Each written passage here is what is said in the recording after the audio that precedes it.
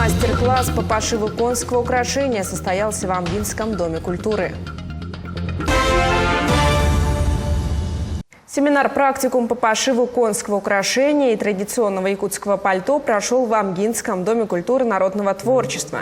Именитые народные мастера Дарья Козлова и Полина Федорова поделились секретами традиционного шитья. В мастер-классах приняли участие около 50 человек со всего района. Это народные мастера, работники культуры и просто желающие приобщиться к декоративно-прикладному искусству народа Саха. В конце семинара все участники подготовили себе выкройки традиционного якутского пальто «Кытылах-сон» по своему размеру. По словам организаторов, подобные практикумы по различным направлениям будут проводиться в течение года. Вторая часть у нас – это шитье традиционной национальной одежды. «Оналох-сон», «Джабака он ütülük» для мастериц Амгинского улуса и для всех желающих. И эти мастер-классы у нас проводят народные мастера Козлова Дарья Семеновна и Федорова Полина Николаевна.